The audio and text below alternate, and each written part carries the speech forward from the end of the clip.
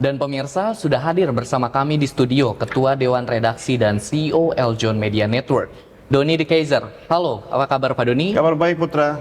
Baik Pak Doni. Nah, tadi mengenai tanggapan dari Presiden Prabowo menggunakan istilah londo ireng, Pak, untuk menyebut pihak-pihak yang dianggap kritis dan berseberangan dengan pemerintah, termasuk jurnalis yang kritis. Bagaimana redaksi Eljon Media Network mencermati retorika komunikasi publik pemerintah di balik klaim demokrasi yang terkesan justru anti kritik?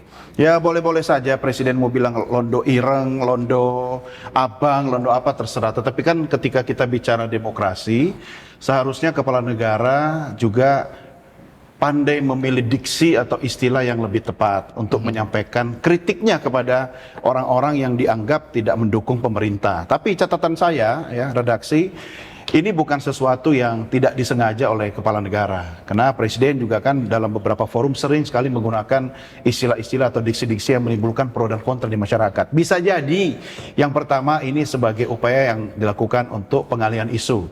Ya kan, yang seharusnya mungkin kita fokus kepada kebijakan pemerintah, tetapi akhirnya bergeser membahas tentang loyalitas nasionalisme yang kemudian dicetuskan oleh Presiden Prabowo dengan istilah londo ireng, yaitu orang-orang yang berjuang di pihak penjajah waktu itu londo gitu kan. Yang kedua, ini kan soal paradoks demokrasi Putra. Kenapa? Pemerintah menyatakan komitmennya terhadap demokrasi, ya, mendukung demokrasi. Tetapi kok di sisi lain ada istilah-istilah seperti londo ireng ini. Artinya kan ini menyenggol orang-orang yang berseberangan dengan pemerintah, dianggap sebagai pihak-pihak yang tidak mendukung pemerintah. Ya kan? Mengkritik bukan berarti kita terang-terangan berseberangan ya kepada pemerintah itu kan. Sementara kalau kita bicara fakta dan data, pemirsa, undang-undang ya, kita bicara tentang Undang-Undang Dasar Negara Republik Indonesia 1945, pasal 28E ayat 3 itu menjamin kebebasan berpendapat. Ya, saya Putra jurnalis ya, itu dilindungi oleh undang-undang. Ada juga Undang-Undang Pers nomor 40 tahun 1999. Jadi secara konstitusi kritik menyampaikan pendapat dilindungi undang-undang. Ya, presiden juga boleh ya mengkritik orang yang mengkritik presiden ya, tetapi tentunya harus bijaksana dalam memilih diksi atau kata-kata. Kemudian bicara tentang indeks demokrasi, menurut laporan Economist Intelligence Unit, Indonesia itu dikategorikan sebagai negara yang demokrasinya cacat. Sampai batuk-batuk saya bicara demokrasi. Salah satu indikatornya adalah sering sekali kita dapat sorotan terhadap kebebasan berpendapat dan rentan adanya intimidasi wacana. Begitu Putra. Iya, baik Pak Doni. Kontradiksi dari pemilihan kata-kata atau statement dari pemerintah itu justru harus lebih diperhatikan. Nah, blunder pemerintah kerap kali menjadi sorotan nih Pak. Bagaimana pemerintah seharusnya membangun komunikasi dan menjawab kritik publik? Ya, pemerintah ini kan sudah didukung oleh banyak sekali ahli-ahli komunikasi.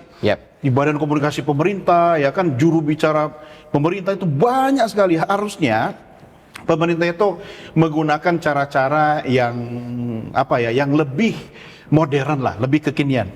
Ada dua cara yang mungkin biasa digunakan oleh pemerintah di berbagai negara. Yang pertama dengan model tradisional. Apa itu? Kalau ada kritik, defensif. Ya kan? Defensif, kita tolak, kemudian kita melakukan labeling terhadap orang yang mengkritik pada kita. Dianggap tidak loyal lah, tidak mendukung pemerintah, atau dianggap sebagai londo ireng tadi. Yang kedua, seharusnya cara menjawab kritik itu yaitu dengan menyuguhkan data. Nah, ini adalah model yang paling ideal. Model yang substantif, kasih datanya apa, kemudian respon secara substansif. Apa itu substansinya? Ya ada fakta, ada data, dan biarkan ruang dialektika itu terbuka. Ya, jadi siapapun boleh berpendapat. Demokrasi itu berisik Putra, ya, tetapi kita tidak boleh kemudian telinga kita itu kupingnya gampang panas gitu kan. Saya berharap pemerintah yang didukung oleh banyak sekali ahli-ahli komunikasi, teman-teman saya banyak di sekeliling presiden, kasih masukanlah buat pemerintah, kasih masukan buat presiden kita agar menggunakan model komunikasi yang sangat ideal, yaitu biarkan ruang dialektika terbuka, tetapi jangan lupa respons dengan data yang akurat. Baik Pak Doni, lalu terakhir nih Pak, apa pesan penting yang ingin disampaikan redaksi Eljon Media Network kepada pemerintah khususnya dalam hal ini Pak? Ya, kita mendorong checks and balances ya, baik itu menyangkut kritik yang kemudian disampaikan oleh masyarakat kepada pemerintah. Kita kan juga bagian dari masyarakat, kita media tentu akan menyampaikan kritik selama memang tujuannya membangun atau memberikan solusi kepada pemerintah. Yang harus menjadi mekanisme koreksi ya, itu ada 3. Yang pertama, civil society, ya, kemudian akademisi. Yang kedua, pers yang bebas dan independen. Independen itu ya jangan ada tekanan, ya kan? Jangan ada kemudian teman-teman pers itu di labeling sebagai londo ireng.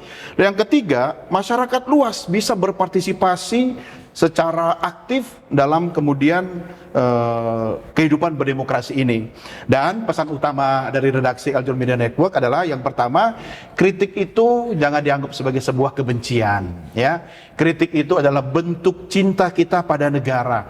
Pers yang kuat adalah pers yang mampu memberikan kritik yang sehat, ya kan? Yang kedua, perkuat substansinya, isinya, kontennya, buka ruang dialog. Ya, karena komunikasi 2 arah itu adalah salah satu cara kita untuk mengedukasi masyarakat dan 2 pihak ya. Dan yang ketiga, mari sama-sama kita rawat pilar demokrasi, karena pers, media adalah bagian dari pilar demokrasi. Itu pesan penting kepada publik. Baik Pak Doni, jadi memang secara inti bahwa ini adalah negara demokrasi. Baik, terima kasih Pak Doni untuk editorial Prime Report-nya di kali ini. Ya, sama-sama.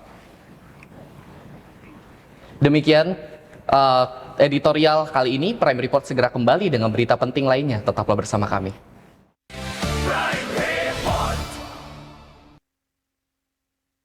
Yang didukung oleh